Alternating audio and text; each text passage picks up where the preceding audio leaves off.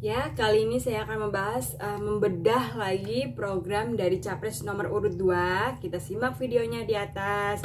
Ya, mereka beliau ya para capres, cawapres 2024 menggagas program namanya hilirisasi industri. Seperti apa ya kira-kira ya? Kalau menurut saya, pemikiran saya pribadi, hilir berarti kan bergilir ya. Hilirisasi industri, apa industri PT itu bergulir bagaimana, apa mau pindah atau mau apanya yang dihilir nih ya. Apanya yang dihilir, apanya yang bergulir, apanya yang berganti. Kita masih bertanda-tanda tanya, terutama saya tanda tanya besar ya. Nanti kedepannya tuh seperti apa ini program hilirisasi industri ini, yang dimaksud tuh seperti apa dan bagaimana dan mau apa ya kan. Kalau menyangkut kata-kata industri ya, saya menangkapnya itu kayak PT ya, pabrik, pasti dengan konteks masih berkecimpung di perpabrikan industri entah itu BUMN ataupun swasta.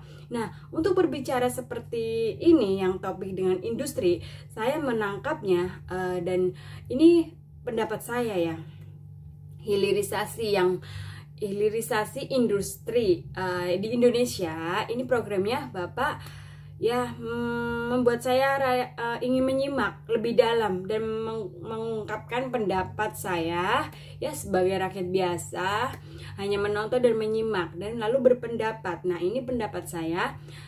Kalau di bidang industri Indonesia memang apa ya, dikatakanlah ya cukup amburadul juga ya, cukup amburadul. Contohnya saya kasih contoh, mau masuk aja harus pakai uang ya, terus jadi yang tidak punya uang untuk namanya itu kalau nyebutnya mahar ya, ini udah bukan rahasia umum lagi, udah terbuka, udah saya buka kebenaran ini, fakta nyatanya ada. Jadi kalau kita nggak punya uang, kita nggak punya modal, ya udah nggak bisa kerja, nggak bisa masuk ke satu perusahaan yang diinginkan. Itulah ya intinya. Nah, ini yang harus dibenahi ya, ini harus dibenahi. Di dalam industri Bapak mengeluarkan peraturan yang tegas, terutama ya untuk perusahaan-perusahaan swasta yang ada di Indonesia. Bagaimana? Dan ini juga kita nanti mencangkupnya luas, mencangkupnya tuh panjang dari program ini loh ya. Jadi untuk mengurangi pengangguran juga bisa ya. Caranya bagaimana? Caranya Bapak itu harus tegas mengeluarkan peraturan, tidak ada yang namanya itu karyawan yang tetap. Maaf ya, karyawan yang tetap atau permanen itu tidak ada. Yang usianya sudah memasuki 30 atau 35 atau 40 itu diganti, bergulir, namanya juga kan hilir ya, berganti, bergulir, hilirisasi industri. Jadi harus di usia yang udah 40 lah, 40, 45, 50 itu bergilir ya, berganti dengan yang usia muda yang baru lulus. Nah, ini harus masuk, jadi berganti ya, nggak ada karyawan yang tetap permanen, itu tidak ada. Nah, terus karyawan yang tadinya permanen tetap itu mau dikemanain? Kita membukakan lapangan yang baru. Ini jadi program Bapak itu nyambung program yang Bapak buka lagi, nanti membuka lapangan pekerjaan. Nah, nanti kita rangkul yang usia tadi dari PT, dari pabrik, ini kita rangkul semuanya, kita taruhlah di wadah yang baru yang dibuka Bapak. Program membuka berapa? 10.000 juta lowongan pekerjaan, membuka 1 juta lowongan pekerjaan. Nah, ini buat bapak-bapak yang tadi di pabrik, di perusahaan, kita comot, taruh lagi di sini. Jadi bergulir, hilirisasi industri itu yang dinamakan mengalir ya.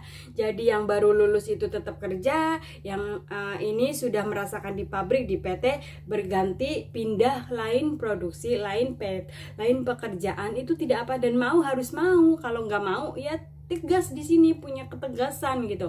Kalau nggak mau ya sudah, sana out aja, keluar gitu ya kan. Udah kasih wadah, udah kasih tempat, udah dikasih rezeki, udah dikasih pekerjaan, masih kurang, berarti namanya manusia serakah kan gitu.